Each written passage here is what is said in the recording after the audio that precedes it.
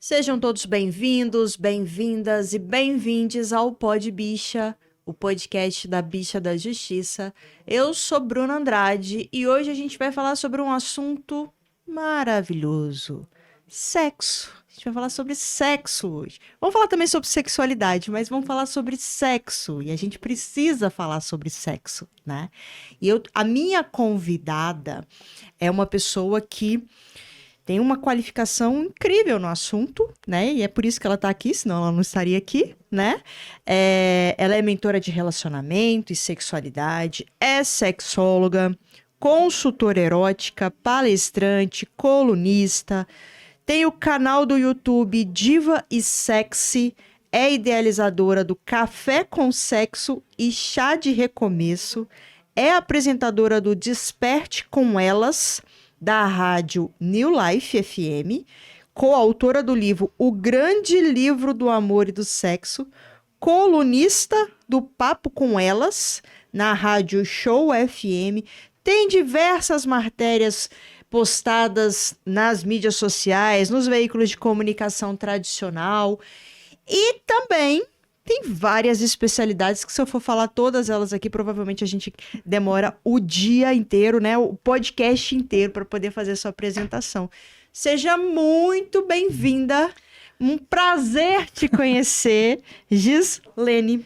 Muito obrigada. Bom, prazer é minha área, então Adorei. Estamos no lugar certo para falar de um assunto muito importante. Então eu já agradeço pelo convite, por estar aqui e pela oportunidade de falar exatamente sobre essas questões todas, né, de sexo, de sexualidade, porque é um tabu e esse tabu faz com que as coisas desandem na sociedade como um todo, justamente por não falar. Tem aquele trio, né, não se fala sobre sexo, religião, futebol, e eu tenho certeza que justamente por colocarem essas questões, né? Algumas questões não se fala, é meio que proibitivo falar, é que as coisas acabam desandando, porque se as pessoas colocassem os pingos nos is, tudo seria muito mais fácil e simples. Com certeza, e é por isso que a gente vai falar de sexo aqui, para colocar os pingos nos is, Sim. né? E trazer luz para os nossos seguidores, para os nossos ouvintes. Eu queria começar com uma pergunta que eu sempre tive curiosidade. Por que sexo é um tabu, afinal de contas? Se é tão bom, por que sexo é um tabu? É tão bom para a maioria, mas não é para todo mundo. Então tem bastante gente, uma quantidade assim bastante considerável de pessoas que não curtem sexo, que não gostam, que tem até que tem motivos, né? Porque cada um tem os seus motivos e não estamos aqui para julgar os motivos de ninguém. Sim. Mas muito vem da questão da religião, que é muito castradora. Religião, família, a própria sociedade. A sociedade evolui, mas nem todo mundo evolui junto com a sociedade. Então tem sempre aquele tabu, aquele preconceito, e eu falo sempre que sexo é aquele tipo de situação, de fator, de elemento, enfim, de prática, de atividade. A gente pode colocar aqui mil questões, que não se fala, de modo geral, na família. Sim. Não fala na escola, a não ser amedrontar.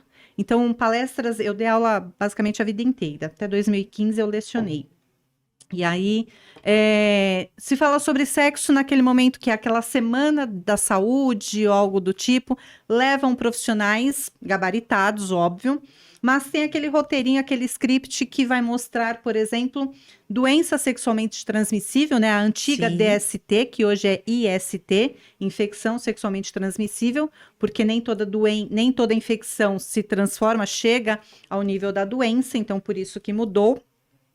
Mas colocam essas questões, então aquelas imagens horríveis, né, de vulva, de pênis, horríveis, gravidez indesejada, então é sempre aquela questão, obviamente, né, se o nome está dizendo indesejada, é porque não foi desejada, e claro que vai ter consequências muito mais severas e danosas que se fosse uma gravidez desejada, que você já está preparado, você já construiu aquele universo. Numa indesejada, obviamente que é aquela coisa de supetão, e agora, meu Deus, o que eu faço? Então, vão ter consequências como, talvez, né, dependendo de 1000 fatores, abandonar a escola, ou não necessariamente abandonar para sempre, mas parar por um tempo, questão financeira, questão familiar. Então, tem essas questões, mas aí as pessoas colocam nessa semana na escola só o que é negativo. Então, Sim. fica associado sexo à gravidez indesejada, vai comprometer a minha vida, né? Minha vida acabou, como as pessoas mais velhas e até mais simples no sentido de pouca instrução. Ah, acabou a sua vida. E a pessoa fala, bom, sexo é esse problema. Eu posso engravidar e vai acabar a minha vida. 1000 aspas, porque não é isso. Se eu tiver vou uma pegar relação... uma doença, Vou né? pegar uma doença, eu posso morrer. Meu Deus do céu, então, não, é feio, é Eu vou sujo. desagradar meus pais, minha família. A minha religião, né? Meu líder religioso, meu pastor, enfim, seja lá quem for. Então, se é tão ruim assim, é melhor eu nem tocar nesse assunto. Então, não fala na família, muito por conta do que já vem, né? Porque os avós não falavam, os bisavós não falavam, os avós não falam, os pais não falam. E então, essa pessoa, pensando no adolescente hoje, ou um pré-adolescente, vai aprender onde? Na rua, antigamente a gente falava, vai aprender na rua. Hoje a rua é a internet. Sim. Então, mas uma pessoa tão jovem e sem instrução, até pela pouca experiência, pela pouca idade, ela não sabe discernir, porque internet tem muita coisa boa, mas tem muita coisa ruim. Então, ela não sabe isso é bom, isso é ruim, ou quais profissionais eu vou pesquisar, como eu vou pesquisar, quais profissionais são sérios ou têm informação. Então, vira um limbo total. Então, na religião não fala, eu falo que não fala em casa, não fala na escola, não fala no clube, no ambiente religioso, não fala na empresa, porque essas questões, eu ia falar problemas, muitas vezes são problemas, elas chegam nas empresas também. Então, a gente está melhorando bastante, mas está muito longe de ser o ideal, o mínimo ideal. Então, chegam os problemas nas empresas, preconceito, tabu, discriminação, bullying, né? Porque bullying não é só na escola e para criança. Vem a questão de assédio, vem a questão das violências psicológicas, principalmente. Então, tudo isso gera essa questão de por que sexo é tabu. Porque só olha um lado negativo. Sim. Da saúde física, da saúde mental, da saúde no todo, social também. E que acaba levando, né? A gente pode ampliar isso para a saúde financeira, porque a gente sabe que compromete absurdamente, a depender da situação, do público, enfim. Você fala assim, tá tudo errado, tá tudo caminhando errado. E quando a gente olha, tudo partiu de onde? Da questão do sexo, porque tem essa questão, é feio, é sujo, é proibido. E não Mas é qual o feio, impacto não é financeiro? sujo. Essa parte eu não entendi. A questão econômica, a questão financeira, essa parte eu não entendi. Porque, por exemplo, qual que é a associação? Por exemplo, se tem tanto preconceito e tabu, e muitas empresas ainda são muito tradicionais, como eu disse, está melhorando, graças a Deus, mas ainda está muito longe. Tem muitas empresas que não tem lá uma vaga de emprego, ela prefere dar para alguns tipos de pessoas. Então, por exemplo, vou pegar aqui a questão de trans, Certo. né? Trans, seja homem, mulher, enfim, masculino, feminino. Uma pessoa trans. E aí fala assim, não, eu não quero uma pessoa trans na minha empresa para ser a recepcionista da minha empresa. Então, essa pessoa trans que ocuparia aquela vaga, que ela tem até qualificação para conseguir aquela vaga, talvez não tenha para um cargo maior, mas para aquela ela tem. E mesmo assim, por conta do preconceito, ela não consegue. Então, ela vai ficar à margem na questão de empregabilidade, Sim. ter um emprego informal, muito menos qualificado, regulamentado formalmente, eu digo, com um salário muitas vezes menor, bem menor, ou sem salário nenhum, dependendo de como é que chama? Esses programas sociais, para poder sobreviver. Então, é nesse aspecto que eu falo, que o preconceito ele acaba impactando de maneira direta na questão da saúde financeira da própria pessoa e muitas vezes da família, né? De quem está ali no entorno dessa pessoa. Entendi. Foi bom você ter falado sobre a questão do sexo ser bom a depender de quem, né? Até porque dentro do espectro de sexualidade ali, você tem as pessoas assexuais que são aquelas pessoas que não se atraem sexualmente por nenhuma outra pessoa, embora elas possam fazer sexo, tem aquelas que fazem a opção por não fazer sexo, e isso também está tudo correto. Sim. Não é uma imposição social você gostar de sexo. Eu acho que isso também precisa ficar muito claro, né, na cabeça, porque fica parecendo assim, tá, ok, sexo é bom, mas pra quem, né? E se você não gosta de sexo, tem alguma coisa errada com você. Porque a sociedade sempre coloca tudo e todos em caixinhas, né? Então tem que ter o rótulo. Gosta de sexo, mas tem que gostar num determinado limite. Porque Sim. se gostar muito, É. aí já tem coisa errada, né? Gosta mais do que deveria. Se gosta menos, porque deveria gostar um pouquinho mais. E se não gosta, como você disse, tem algum problema, porque como assim não vai gostar de sexo? Então, sempre tem essa questão do rótulo, de etiquetar as pessoas. E as Que é suas... também uma forma de controle, né? Porque Total. você marginaliza os extremos. Você gostar de sexo demais, você tem um problema. Ou você não gostar de sexo, você tem algum problema. Então, o correto é você ficar aqui, Exato. que é o limite do meu controle. E o limite do controle, ele é realmente o limite do controle, né?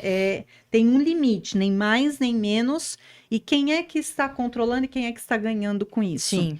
E até por isso, e quem está ganhando a gente sabe, né? Então, quando a gente tem, por exemplo, se a gente pegar a história, vem no controle, vem basicamente da igreja. Então, é muito mais fácil eu controlar e é muito mais fácil eu manter ali dentro dos meus moldes quem eu consigo controlar.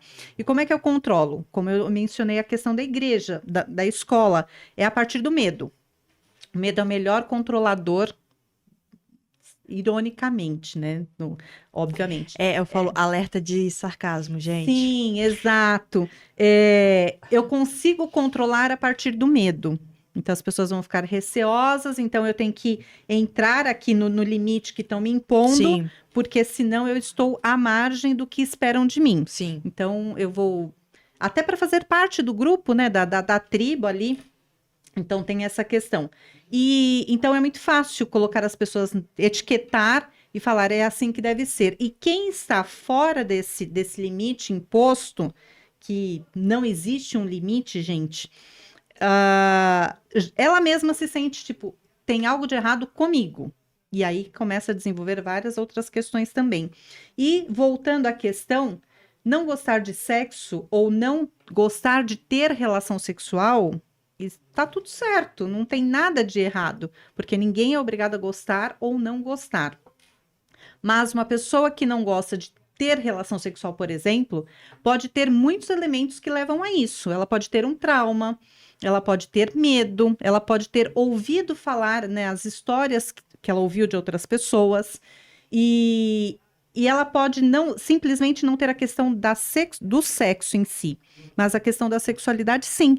E sexualidade é carinho, é afeto, é gostar de estar com alguém, se sentir bem de compartilhar os prazeres, e prazer não é só relação sexual. Sim. Não é penetração, não é exatamente só isso. É isso também. Foi bom você tocar nesse ponto, porque aí eu acho que cabe uma pergunta aqui. Então, no fim das contas, aí tentando não colocar numa caixinha, mas já colocando, né? Não tem como, né? A gente sempre coloca numa caixinha. O que é sexo, afinal de contas? Porque a gente vive numa sociedade que, de certa maneira, padroniza o que é ali o aceitável em termos de prática sexual. E se você faz A, B, C ou D, você tá fazendo sexo. Se você faz E, F, G, H, você não tá fazendo sexo. Mas assim, do ponto de vista da ciência, né, do estudo, o que é sexo? Se a gente pegar... Nossa, dá para abrir assim, fazer muitos recortes. Ainda hoje eu estava conversando com uma colega e ela me trouxe... E levamos para a questão da religião. Uhum. E muitas pessoas... acabam colocando o sexo a partir da religião, né? Sim. Então, o que é o sexo pelo olhar religioso? Da religião em si, né? Não da religiosidade. É procriar. Ok. Então, e grande parte das pessoas ainda hoje tem esse olhar. Sexo é para procriação. Quando eu falo grande parte das pessoas, não necessariamente eu vou fazer vou ter uma relação sexual para procriar, mas nos moldes para procriar. Então, quais são os moldes para procriar? É um relacionamento hétero, um homem e uma mulher, penetração. O que foge a isso já é qualquer outra coisa, menos aquele sexo tradicional, aceito pela religião, pela sociedade de modo geral.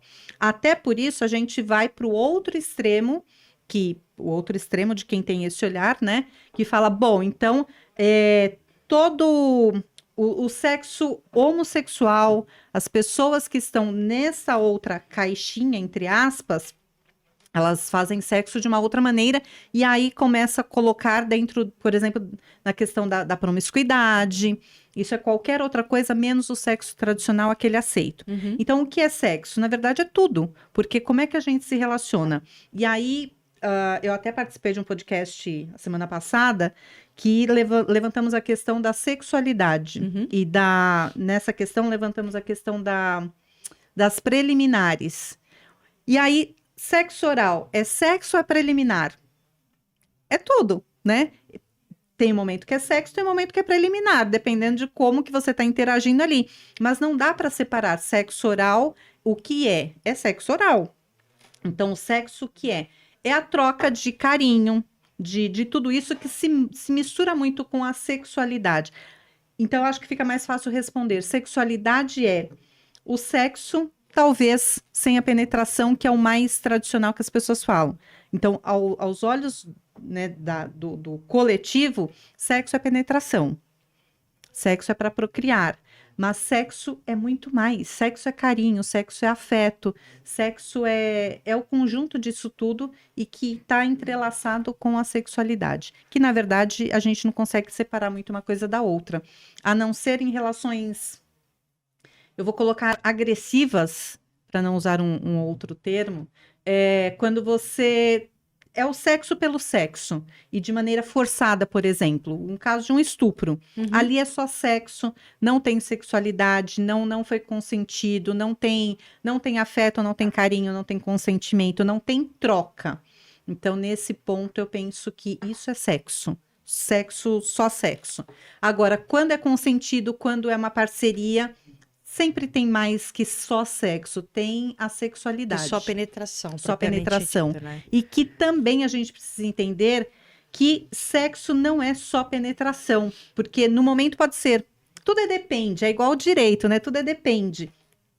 Por que eu coloco esse depende? Depende do parâmetro, né? Sim, e depende, por exemplo, eu trabalho em ONGs também, com mulheres com câncer e outras doenças.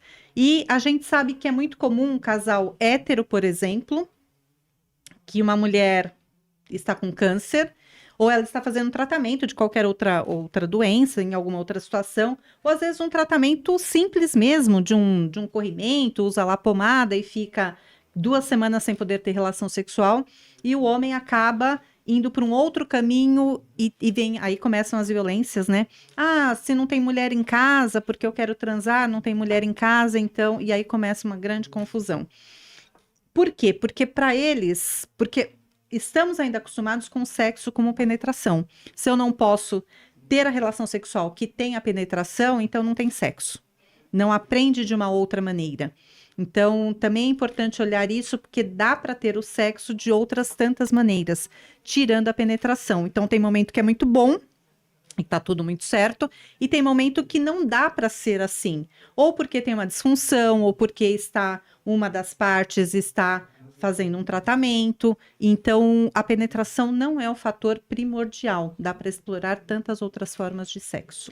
É a sociedade heterocisnormativa trazendo esse aspecto, né, de que as relações têm que estar pautadas necessariamente na figura do homem cis e da mulher cis, né? E que só é sexo se tiver penetração, porque existe esse contexto de homem cis com mulher cis, né? Que é o que é o resquício, né, do patriarcado. Do patriarcado, exatamente.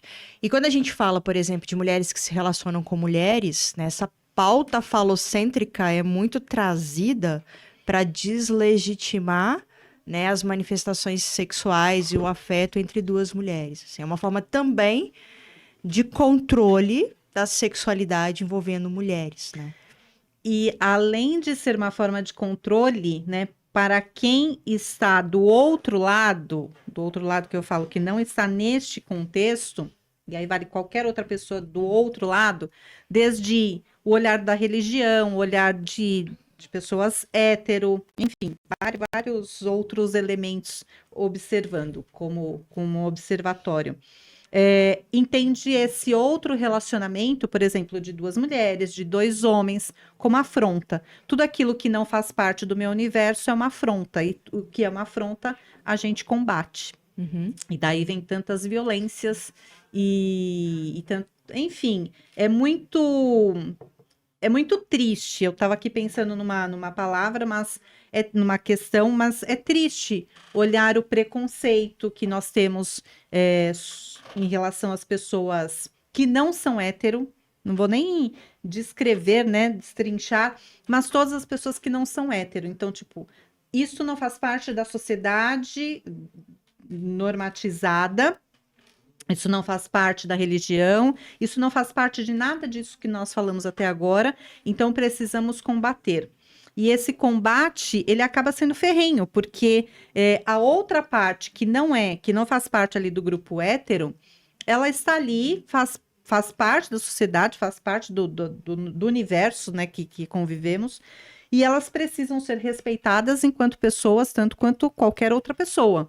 E aí vem esse embate, vem a falta de informação, vem as questões, as violências como um todo.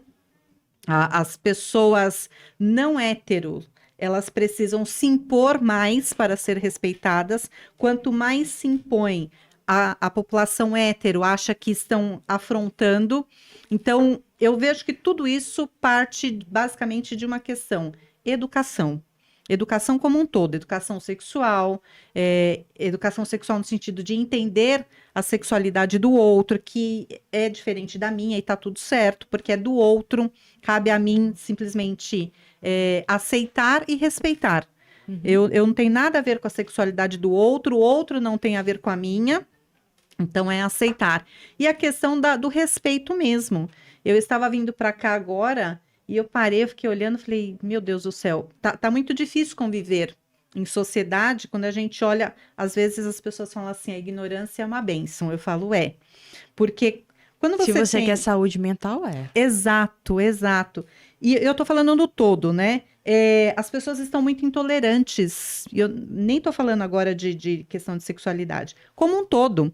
Não respeitam idoso, não respeitam criança, não respeitam animais, não respeitam absolutamente ninguém. Então, a sociedade está muito egoísta. Uhum. Então, meu mundo, minhas regras. Só que ninguém é uma ilha e não vivemos isolados, então a gente tem que olhar o todo em relação a tudo.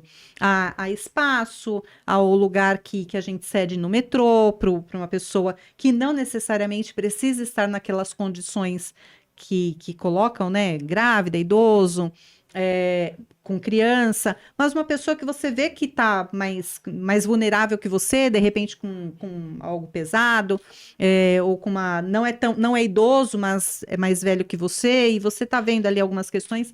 E aí a gente vai vendo que falta educação, falta respeito, falta tolerância, falta humildade, falta compaixão, falta tudo isso. E aí a gente leva todos esses elementos para a questão da sexualidade, para a questão dos relacionamentos, porque seria tudo muito simples, simplesmente aceitar o outro como ele é, independente de... Por que eu tenho que me afrontar, eu tenho que me sentir afrontado com o que o outro traz, com o que o outro vive? Falta a percepção de que o mundo não gira em torno do seu umbigo e que o seu direito termina onde começa o meu. Exatamente. E que você não tem que aceitar absolutamente nada. Você tem que viver a sua vida e eu tenho que viver a minha vida. Você com as suas escolhas e suas práticas, eu com as minhas práticas e as minhas escolhas. E é isso. É basicamente isso. Eu acho que mais do que ser triste, acho que isso precisa ficar claro. Acho que eu vou até virar para a câmera para falar. Mais do que ser uma situação de tristeza, uma situação que é cotidiana e triste, é crime, né? Porque quando a gente pega um padrão de sexualidade, de identidade de gênero e até de modelo de sexo e limita aquele grupo dominante e marginaliza todo o restante, que é o que a gente está falando aqui, né, da comunidade LGBTQIAP+, você está segregando. E ao segregar, além de ser uma prática, não vou falar que é tortura, porque não é crime de tortura, mas no sentido figurado da questão, porque isso vai gerar um trauma naquela pessoa pro resto da vida, Sim. você também está cometendo crime de LGBTfobia pela segregação, sabe? O crime está aí, né? E eu acho muito triste fazer recortes aqui, né? Para que não seja mal interpretada. Mas eu acho muito triste termos que ter leis que precisam punir as pessoas por crimes como transfobia, homofobia, porque é uma coisa tão absurda você ter que punir ou criar uma lei, punir as pessoas porque ela não respeita, porque o outro é diferente, porque tem. Enfim, tem uma experiência diferente, tem experiências de vida, de sexo, de sexualidade diferente. Então, eu penso que quando chega no ponto de... Claro que eu sou super a favor a essas leis, mas eu penso que quando chega ao ponto de termos que criar leis para punir pessoas porque não respeitam as outras, aí eu acho que é o fim da linha. Sim. E mesmo assim, a gente vê que não está ajudando muito, né? As leis. Eu acho que elas impactam pouca gente, poucas pessoas, uma parcela pequena. Porque se realmente as leis. Eu gostaria muito de dizer o contrário, de dizer, não, funciona, tá tudo certo, mas não, a gente sabe que na prática não. A gente está engatinhando ainda. Exatamente, porque quando a gente pega a estatística, e cada vez que eu pego para pesquisar, eu fico mais assustada. Quando a gente pega a comunidade, a população trans, e vê a expectativa de vida, você fala assim, realmente precisa para o mundo que eu quero descer, porque é extremamente baixa. Sim. E até algum tempo eu vi que estava 35 anos. Sim. E agora eu já vi que baixou. Eu vi uma pesquisa que mostrava 28 anos. Então, isso é um absurdo, as pessoas terem uma expectativa de vida tão baixa e nada mais, nada além, isso não acontece nada além do que o preconceito. Então, eu sempre falo, o preconceito, além de burro, ele mata. E pior de tudo, eu não tenho nada a ver com o outro, né? Sim. E nem o outro comigo. Mas a questão do respeito. Então, eu penso que não é. Eu sempre falo isso, também falo isso em relação à violência doméstica. As leis estão aí, funcionam, mas não é esse o caminho. Porque se a gente pegar, por exemplo, a Lei Maria da Penha, que é maravilhosa, mas não está, o feminicídio ele está aumentando. As leis estão ficando mais severas, né, as punições, mas está andando ali a par e passo com o crime de modo geral. O crime que eu falo, no caso da Maria da Penha, é o feminicídio, eu quero me referir.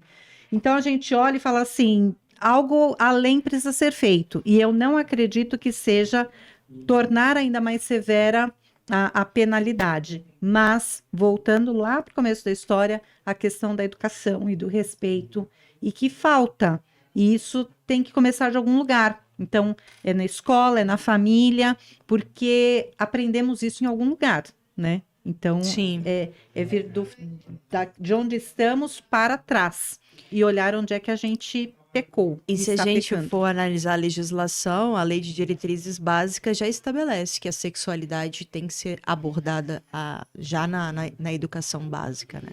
E sexualidade não é ensinar a criança a fazer sexo. Isso precisa ficar muito claro. E eu queria que você falasse sobre isso, né? Como educadora, porque eu sei que você é educadora, né? Queria que você falasse sobre isso, porque eu acho que esse é um estigma que precisa ser desestigmatizado. É muito complexo isso, tá muito longe de ser simples. Trabalhar com este cenário, mas é algo muito simples na prática, só que falta espaço para chegarmos nas pessoas que precisam fazer parte desse cenário. Por exemplo, não adianta muito, eu não estou dizendo que não adianta, né? Adianta uma parcela. Trabalhar com as crianças, jovens, adolescentes, pré-adolescentes. Mas adianta só uma parcela, funciona uma parcela, se não trabalharmos com a família. E aí é pai, a família como um todo. Porque o que se aprende, por exemplo, na escola, pensando em ser algo positivo, não aquelas imagens horríveis que eu falei há pouco, aí esse adolescente ele vai aprender, mas quando ele levar a informação para casa, ele pode ser punido em casa. Sim.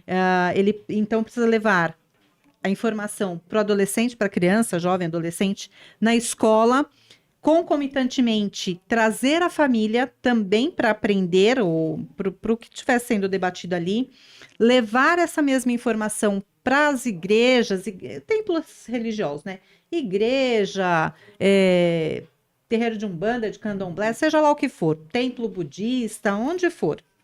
Então, precisa abarcar essas áreas todas para que seja falada a mesma linguagem.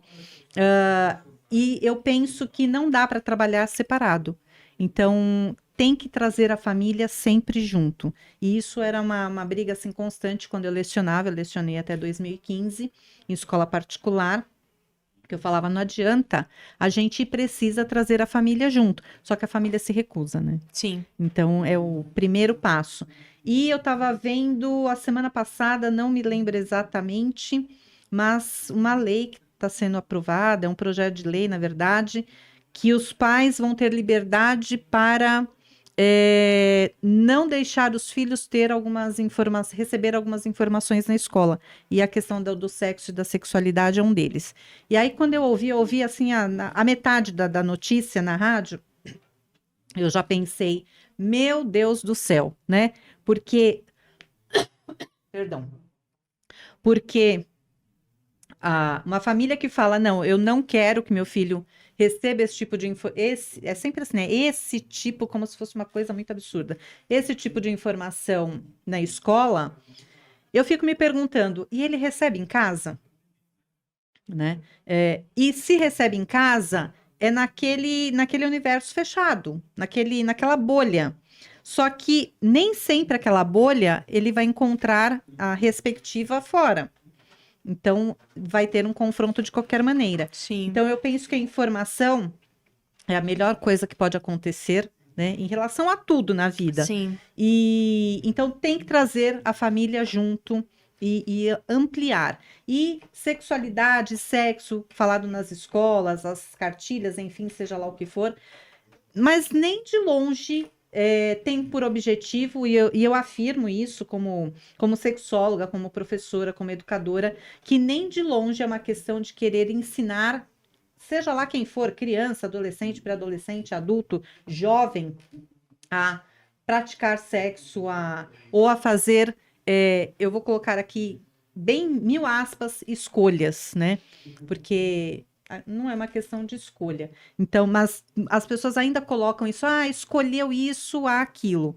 Na verdade, não é bem assim as questões. Mas a gente precisa ter informação. Sim. E não é como fazer sexo, não é nada disso. Mas como melhorar a questão da sexualidade e até questões que vão ser levadas ao sexo. Como, por exemplo, eu atendo adultos que nunca usam, adulto que tem vida sexual ativa, que é casado, que tem filho, mas que nunca usou um preservativo porque acha que não precisa, porque acha que vai interferir na questão sexual, aquele velho ditado lá de quando eu era bem jovem, que falava, é como chupar bala com papel.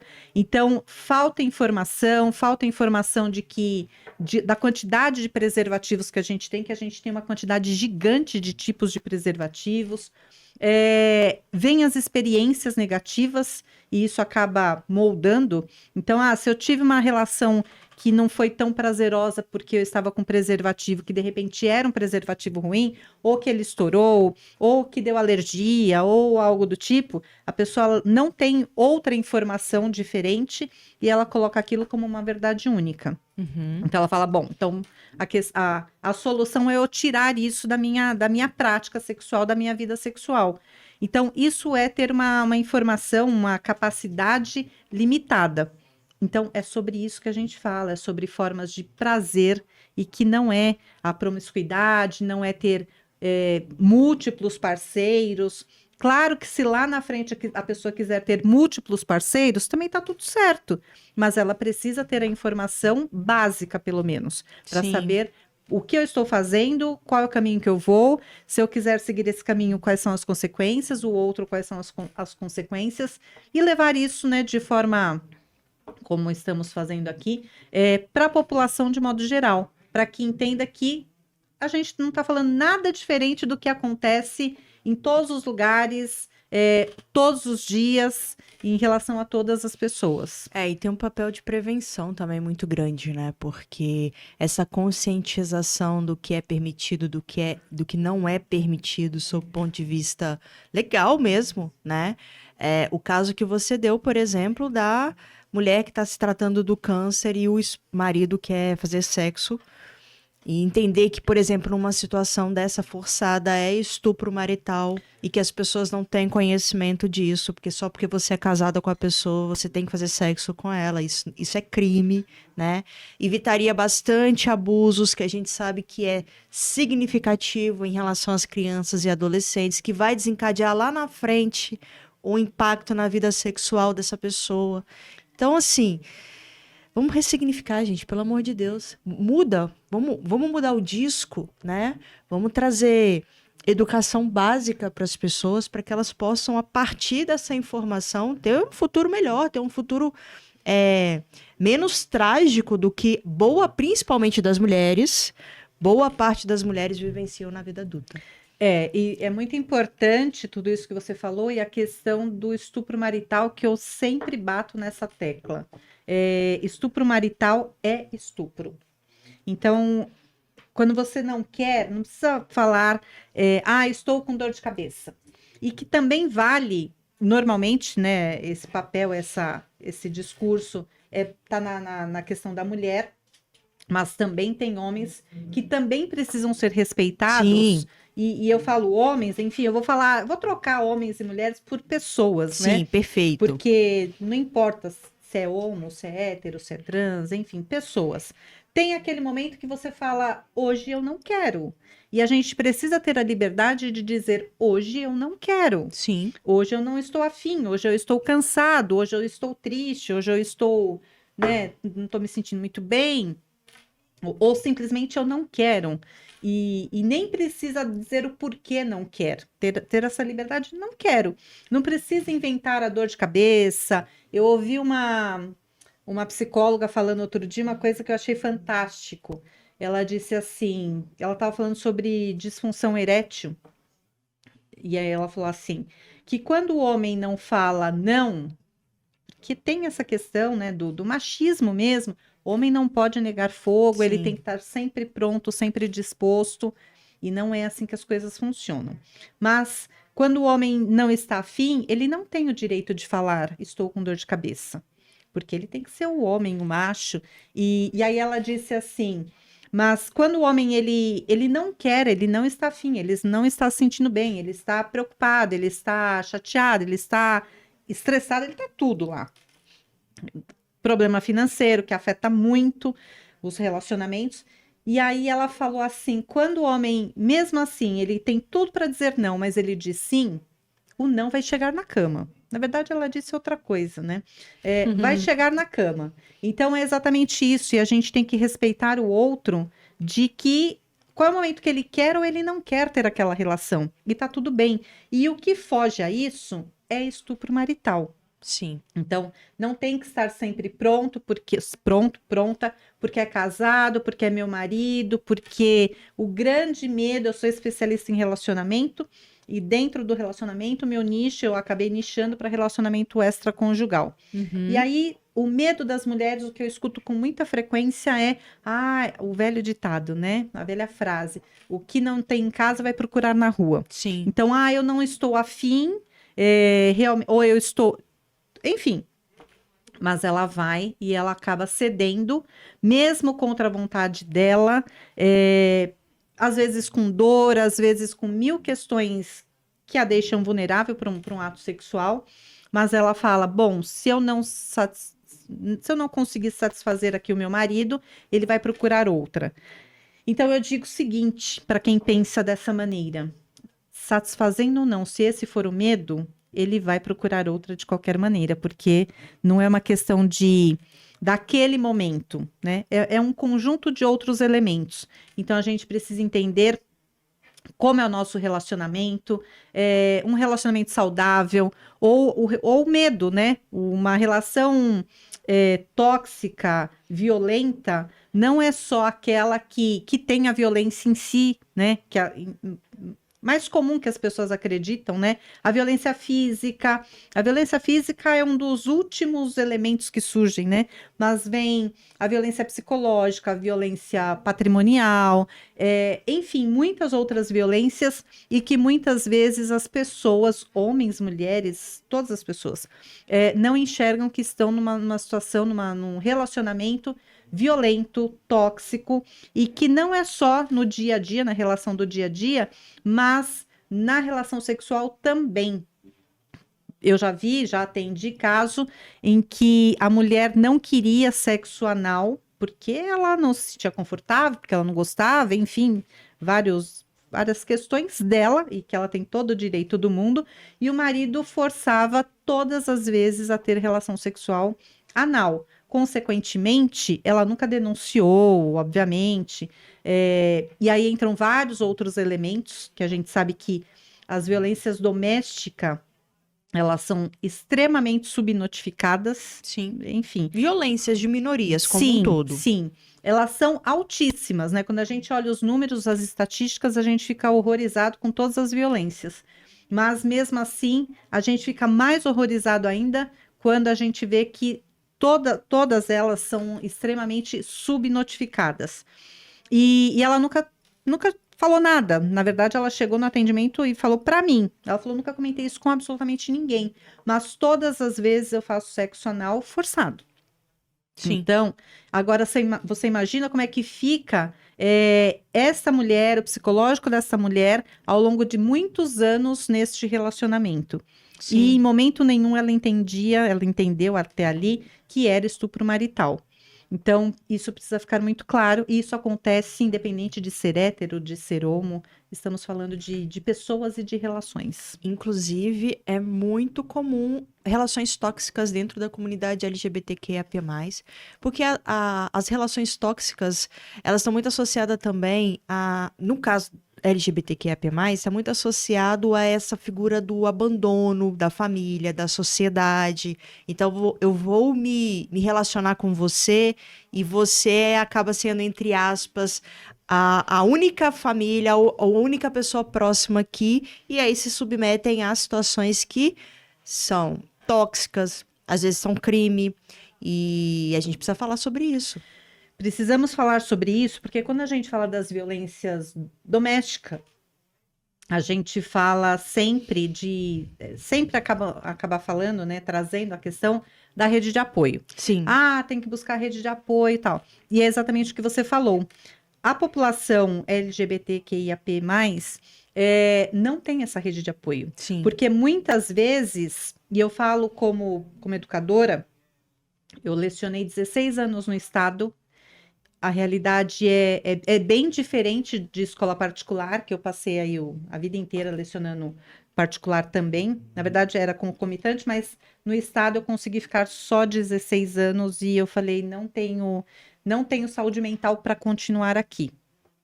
Porque a gente vê violência de todos os tipos, de todos os jeitos. Não que não aconteça no particular, mas é mais velado. Então, é diferente nesse aspecto. Mas eu via muito uma questão de violência com a população LGBT, que tinha poucos anos de escolaridade, então estudam menos, essa é a realidade, trocando em miúdos, estudam menos lá na outra ponta, já adulto, já quando é para ir para o mercado de trabalho, falta preparo, falta escolarização, falta até habilidades e aí, consequentemente, vai faltar emprego. Não é que falta emprego, falta para essas pessoas, porque não tem o devido preparo.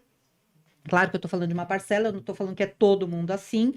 Mas por quê? Porque, na verdade, abandonaram a escola muito cedo. E por que abandonaram a escola? E aí vem o discurso, eu já escutei muito desse discurso, abandonou porque quis, porque estava numa escola pública, era gratuito, largou porque quis. Não é largou porque quis, gente. Largou porque a pressão é muito grande, largou porque existe o bullying, existe a violência, existe... É tudo muito macro para essas pessoas. Então, elas não aguentam mesmo, precisa ter uma estrutura muito grande e muitas vezes o único lugar seguro é na escola, porque em casa, muitas vezes já é uma catástrofe. Quantos homossexuais, trans, a gente vê que são colocados para fora de casa. Ah, porque é homossexual, não quero, não gosto, não aceito, meu filho não. Ah, eu até tenho amigos homossexuais, o amigo do filho do meu amigo, do meu colega de trabalho, mas o meu não. Sim. Então, coloca para fora de casa, ou até fica dentro de casa, mas à margem mesmo, né, lá no seu cantinho.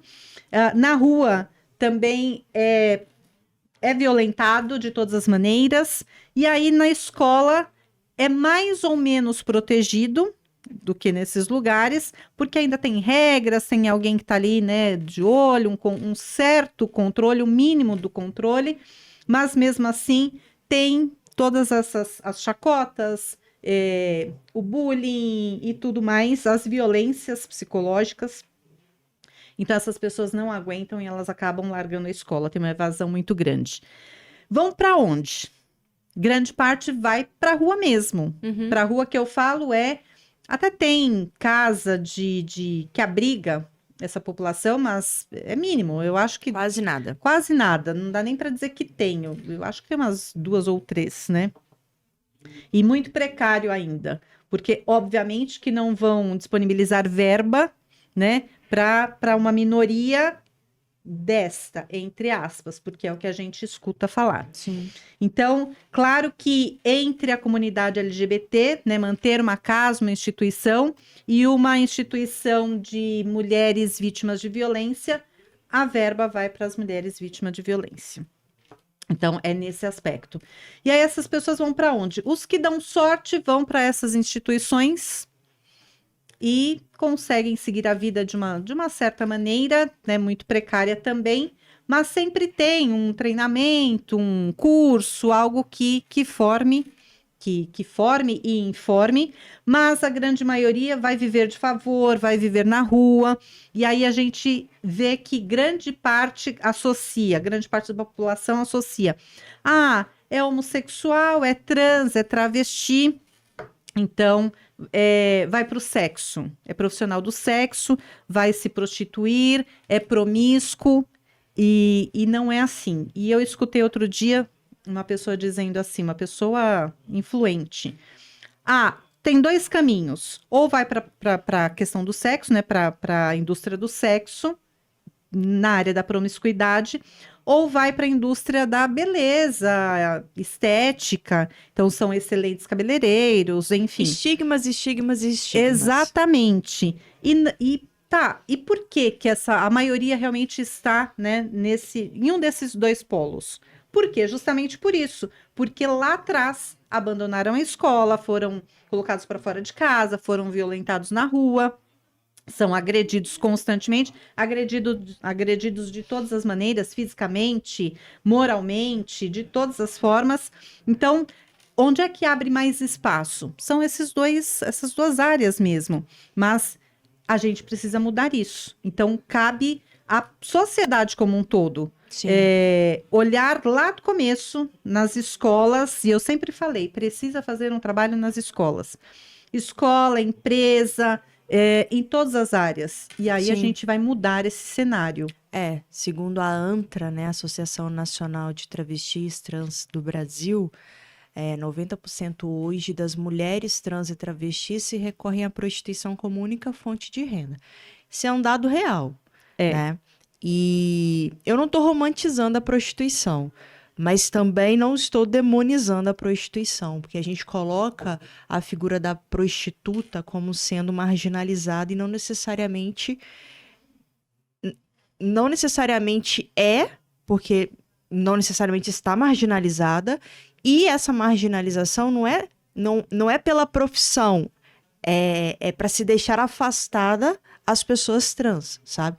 Então, não estou romantizando a prostituição, mas também não vejo absolutamente nada de errado em a pessoa, se ela quiser e se ela optar por isso, não ser coagida ou não ser a única alternativa que ela tem, dela poder fazer do corpo dela o que ela achar que é conveniente, o que é melhor, desde que ela tenha opções, desde que seja uma escolha de fato, né? Exato. E não uma imposição social como que a gente vê hoje em dia.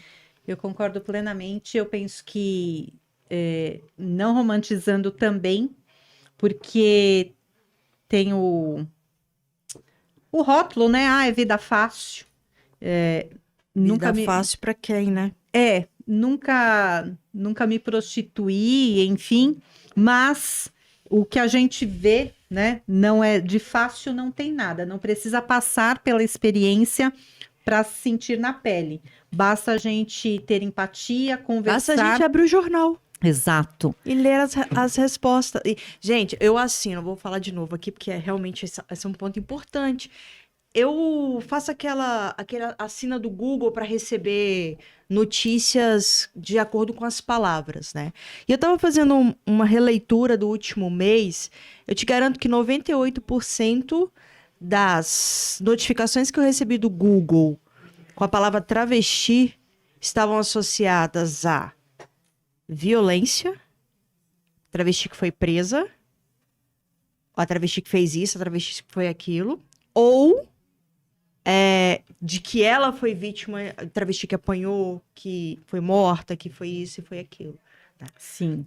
Mais, assim, disparado uns 98%. É exatamente isso. Por isso que eu falo que é uma questão de empatia. A gente precisa ter um olhar e identificar o que é o que, né? Nem todo mundo que está na prostituição faz parte de um determinado cenário. Então, por exemplo, tem aquela que vai por escolha, porque quer, porque gosta de sexo e até falar, bom, eu gosto de sexo, eu vou ganhar dinheiro com isso e tá tudo certo.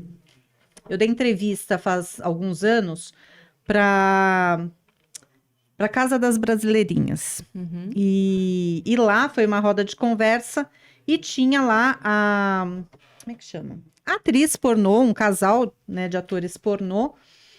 E aí levantamos essa questão lá no debate, que foi, até levantar a questão, está sendo estuprada? E aí, obviamente que não. E ela disse, obviamente que não. É o meu trabalho, eu escolhi fazer esse trabalho, eu procurei a produtora. Então é um trabalho que eu gosto, e ela disse, eu gosto de transar, eu gosto de fazer sexo e ainda ganho dinheiro com isso. Uhum. Então tá tudo certo. Como você disse, só não pode ser, eu vou fazer isso porque eu não tenho outra opção, porque nunca me deram opção, ou eu não tenho possibilidade de mudar de vida aqui diária. Aí não, as pessoas precisam ter opções de, eu vou fazer porque eu quero, porque eu escolhi isso, porque é vantajoso, porque eu ganho dinheiro, porque o horário é flexível, seja lá pelo que for. Mas precisa ter essa opção de escolha. E, sim, grande parte, os 98% que você falou, está ligado a algum... Eu também vejo muito isso. Está ligado a algum tipo de violência. Ou bateu ou apanhou, Sim. Né? Ai, cuidado com travesti porque são agressivos. Ninguém é agressivo se não tiver motivo. Né? E muitas vezes é apenas uma questão de reagir. E quando você estava falando da prostituição, disse, não vou romantizar, eu acho que não é uma questão de romantizar de fato, mas é uma questão, vivemos numa sociedade hipócrita. Sim. Porque quando a gente olha, grande parte dos clientes da prostituição são homens, Sim. hétero e casados. Sim. Então, a gente precisa fazer esse recorte, porque as mesmas pessoas que criticam, né, que marginalizam, realmente colocam à margem a população que lida com o sexo, incluindo homossexual e travesti. E as travestis, sim.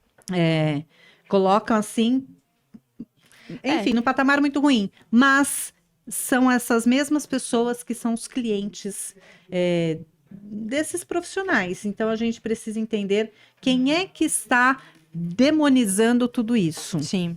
E essa hipocrisia, ela está presente nas pesquisas, né? Porque Sim. é o país que mais mata mulheres trans hoje no Brasil, mulheres trans e travestis, e é também o país que mais consome pornografia direcionada a essas mulheres, assim.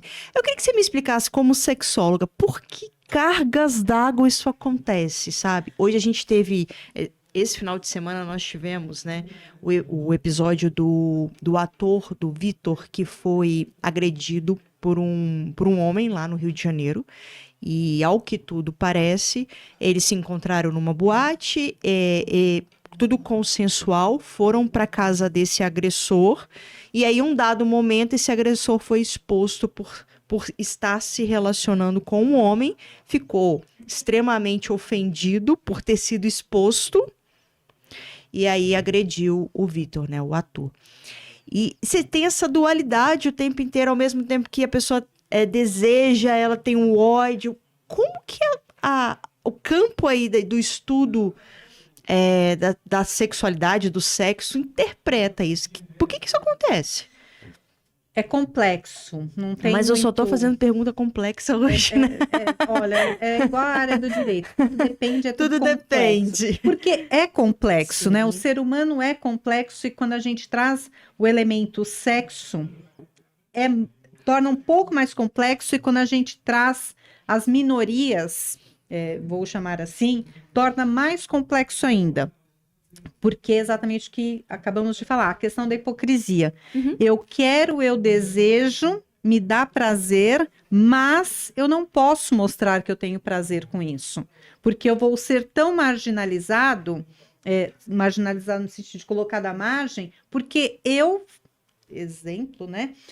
Eu coloco essa pessoa à margem. Então, como que eu vou agora mostrar para a sociedade, para a família, para as pessoas, me deixar ser visto que eu tenho desejo e prazer por aquilo que eu abomino? Sim. Então, tem essa questão. Eu vejo muito, eu vou tentar te responder com outro exemplo, a questão do swing. Uhum. Então, eu vejo casais casados, hétero, por exemplo, que vão na casa de swing, só que jamais vão dizer que vão para casa de swing. Como eu já atendi várias pessoas que falam assim: a gente tem um desejo, uma vontade de conhecer uma casa de swing, mas a gente tem... Eu falei, por que não vão? Né? As respostas são várias. Mas assim, mas o maior medo é se alguém descobrir que a gente foi lá. Eu falo, alguém quem? Aí eu penso logo, vai falar família, né? A família vem depois. Mas e se eu encontrar algum conhecido lá? Eu falo, não tem problema nenhum se você encontrar algum conhecido lá, porque ele também está lá. Então não vai poder falar nada, né? Não tem o que falar.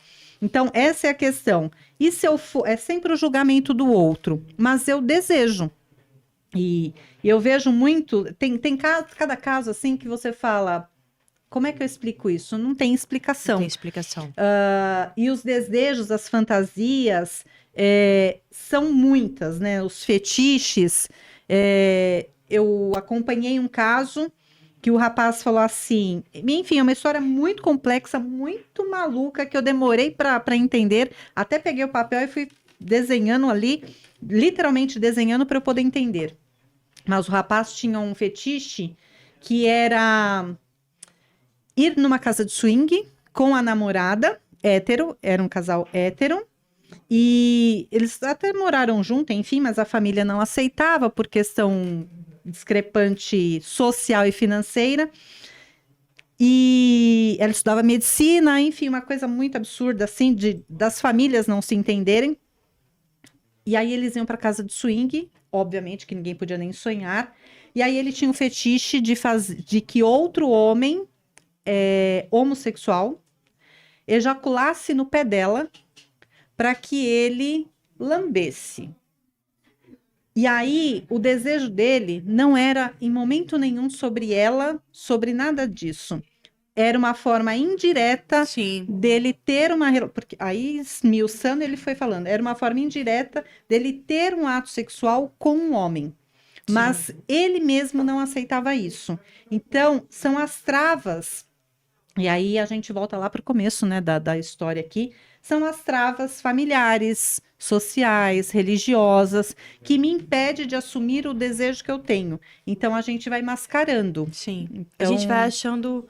A gente vai fazendo puxadinhos. exatamente. Pra Então, tentar achar uma brecha dentro dessa moralidade toda e dentro dessa. Não vou nem dizer moralidade, mas dentro dessa construção toda que foi imposta. exato. E aí, no primeiro sinal de alerta de corro o perigo de ser exposto, de ser Exposto. visto, eu preciso, a melhor defesa é o ataque, então eu ataco aquilo que é o meu objeto de desejo.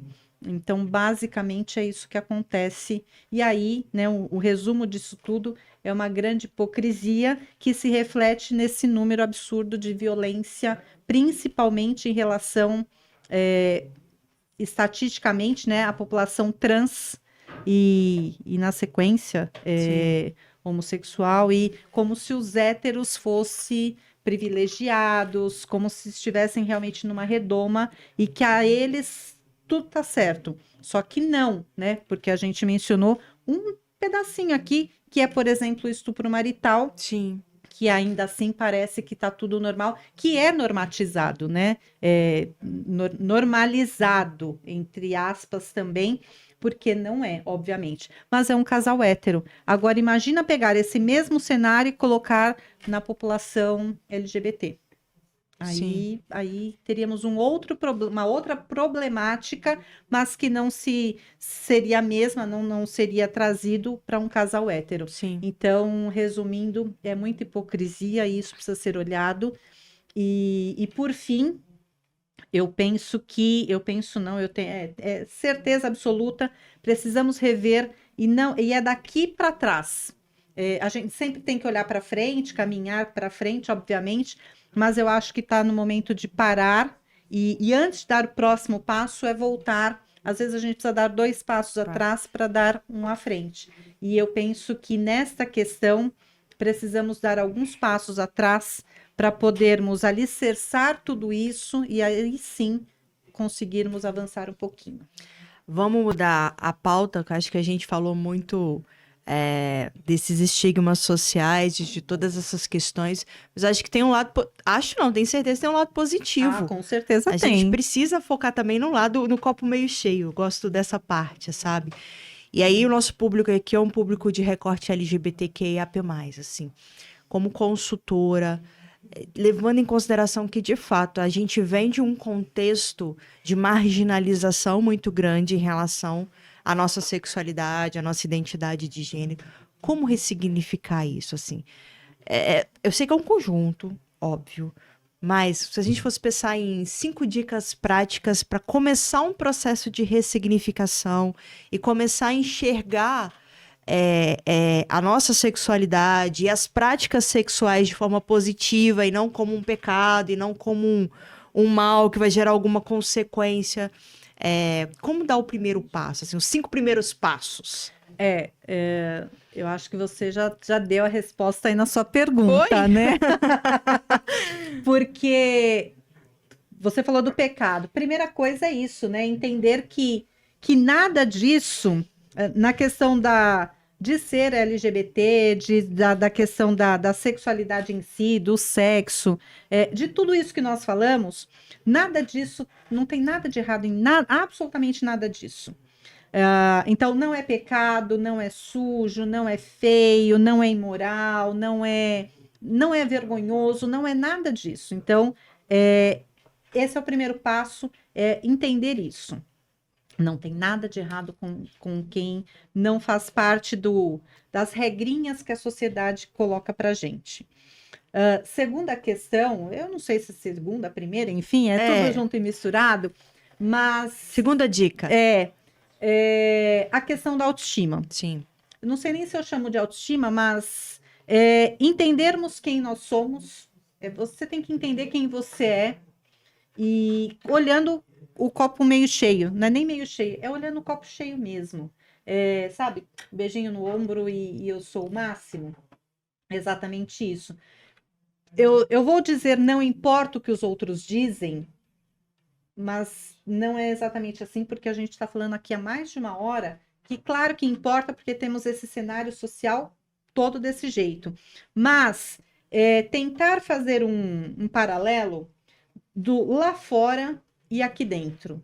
Então, você tem que saber quem você tem que saber de verdade quem você é, o que você quer, qual é o seu valor. Por isso que eu falei que eu não sabia nem se chamava de autoestima, porque é um conjunto. É um conjunto de autos, né? Eu chamo de um combo de autos. É autoestima, autoimagem, autovalor, autoconhecimento, autorrespeito. E esse conjunto de autos vai gerar exatamente quem você é. E então tudo começa por nós. E quando a gente sabe exatamente quem a gente é, o que a gente quer, o que a gente gosta, o que a gente sonha, o que a gente almeja, fica tudo muito mais fácil. Não estou dizendo que vai ser fácil, nem que vai ser simples, mas um pouco menos complicado e doloroso é enfrentar o que tem lá fora. Sim. Porque se a gente já está fragilizado, está vulnerabilizado e se coloca nessa posição, nesse papel, e vai realmente enfrentar uma batalha todos os dias, porque é uma batalha todos os dias, da hora que acorda até a hora que vai dormir, fica tudo muito mais difícil. Então, eu tenho que me fortalecer porque eu sei que eu vou ter que bater de frente lá fora. Uhum. Então, enquanto a sociedade não muda, e isso não depende exatamente de nós, porque depende de cada um, né? Ninguém muda ninguém. Nesse aspecto também não. A gente não vai mudar o outro, gostaríamos muito de mudar a sociedade, né? Ter uma varinha mágica, mas não é assim, nem com varinha mágica, nem com leis punitivas e severas, mas E nem de forma imediata. nem de forma imediata, vai demorar. Estamos avançando a passo de tartaruga, mas estamos avançando. Então, antes tinha muito mais gente, até tinha expressão de sair do armário. Eu penso que hoje as pessoas, usando essa mesma expressão do armário, as pessoas saíram do armário, né? As portas todas dos armários foram escancaradas. E até por isso que falam, eu escuto bastante assim, nossa, mas antigamente não tinha essa população toda, né, LGBT, QIAP+. Eu falo, sempre teve, só que estavam no armário. Sim. E hoje elas podem sair, se mostrar e se mostrar como são. Sim. Claro que tem os que ainda estão no armário, mas ali já abrindo a porta e vendo que tem identidade, tem o reconhecimento de outras pessoas que já estão lá fora, já estão enfrentando 1000 barreiras, violências, tendo a vida ceifada, infelizmente, mas alguém precisa dar os primeiros passos e isso já está sendo dado há bastante tempo. Só a gente olhar, né, como era, eu vou chutar aí, 1,5 décadas, 2, e como está hoje. Uhum. Aos poucos, eu acho que a gente está construindo, está conquistando olhares diferentes. Tá longe de termos conquistado respeito e tudo mais que todas as pessoas precisam e merecem. Mas já temos um avanço. Sim. Muito pequeno, mas já temos. Então, é saber que vamos enfrentar isso, mas a gente precisa fortalecer dentro. E aí, esse conjunto de autos, né? Autoestima. Como é que está a sua autoestima? Eu sei que para quem está nas minorias todas, né? Negros, mulheres, idosos, Pessoas com periféricos, deficiência. todas as minorias, o etarismo hoje, todas as minorias, são pessoas que estão de maneira assim bastante importante sensibilizadas. Então a gente precisa fortalecer e entender o que é que eu preciso fazer. Então, para quem já está nessas minorias, é mais difícil, não é muito, mas é bem mais difícil falar de autoestima. Uhum. Porque vai ter autoestima não tão alta quanto uma pessoa que não faz parte dessas minorias todas. Sim. Então, buscar ajuda, buscar referência, é possível, Como eu já disse, não tem nada de errado com vocês, está tudo certo, e é uma questão de saber de onde veio, e com certeza, né, de onde veio, onde estou e onde é que eu quero chegar. A gente precisa ter um norte, porque também se acordar todos os dias e falar, ó vida, ó céus, é assim mesmo, eu vou sofrer violência, ninguém me aceita, eu não consigo emprego, sofri bullying a vida inteira, minha família não me aceita, eu sou diferente, eu sou errado, aí realmente fica tudo muito mais difícil. Então, tudo parte de dentro para fora, Sim. sabendo que fora vai ter esse confronto, Sim. mas quanto mais estivermos fortalecidos dentro, fica mais fácil o impacto fora. Sim.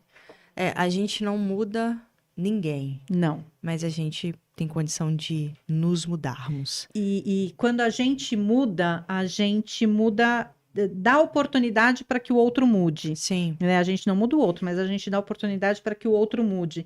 E isso acontece de uma maneira com respeito das duas partes, porque ninguém pode bater de frente, porque aí perde o respeito, perde tudo.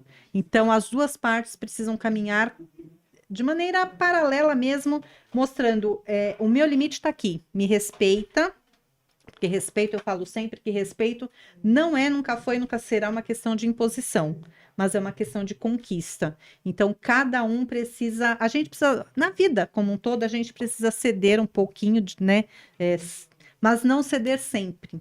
Porque os dois lados numa relação, e aí eu posso falar numa relação ampla, uma relação eu com a sociedade, eu com o parceiro, enfim, né? Eu com o outro ou com os outros, com o coletivo, eu preciso saber quando é que eu preciso ceder, dar um passo atrás, ou quando eu vou avançar um passo. Mas eu sei que nem sempre eu vou só avançar, e nem sempre só ceder. Precisa ter uma parceria, precisa ter um acordo, né? Acordo de cavalheiros ali, que é composto por respeito, por cumplicidade, por admiração. E é muito mais fácil estarmos perto de quem a gente admira. Sim. Por isso que é importante termos referência. Então, Sim. busque referências, junte-se, né? Porque fazer parte da tribo, a gente acaba ficando fortalecido. Sim. Então, eu penso que o primeiro passo, basicamente, é isso. Ou seja, focar no alto, né? Exato. Focar no alto. Se você conseguir focar no alto, já é um grande passo, um significativo passo para você conseguir lidar de forma adequada com você mesmo, com a sua sexualidade, com a sua identidade de gênero, com as suas práticas sexuais. E é isso. Foque no autoconhecimento, na autoaceitação, no que mais? Na autoconfiança, Autorrespeito, na autoestima, no autorrespeito, enfim. E eu queria... Posso? Pode. Além disso tudo, em momento algum, se deixar à margem de si, no sentido de... Nós falamos bastante de a evasão escolar, dessa questão, essa problemática toda. A gente precisa focar, quando eu falei o que você quer, né, onde você quer chegar, sonhos, metas, enfim, as suas realizações profissionais, por exemplo, intelectuais, seus estudos, estude. Hoje está um pouco mais fácil, porque temos aí o ensino à distância, tem muitos cursos que as pessoas conseguem fazer, avançar, aprender, evoluir, se habilitar, se certificar, sem precisar, de repente, passar por uma situação de estar numa instituição educacional, porque às vezes já passou pela situação, tem o trauma, tem o medo, tem uma memória negativa de que sofreu bullying e que não quer passar por isso de novo. Então, hoje, eu penso que a pandemia, nem tudo é ruim na vida, né? A pandemia facilitou bastante esses cursos à distância, então dá para estudar, curso técnico, enfim, e vai se capacitando, porque lá na frente o mercado de trabalho vai exigir isso. Então, se você tiver uma capacitação, você já vai sair à frente e vai deixar a margem lá para trás. Então, isso é muito importante. E esse medo da exclusão mesmo tem esse caminho que é a educação à distância. Muito, muito obrigada por ter topado. O bate-papo foi incrível. Eu que agradeço. E aí, você que está nos assistindo, né? Se inscreva no canal, curta, compartilha, vou deixar as redes sociais, as outras redes sociais para vocês poderem nos seguir, tanto a Bicha da Justiça quanto a nossa convidada hoje. E até o próximo episódio. Tchau! Tchau.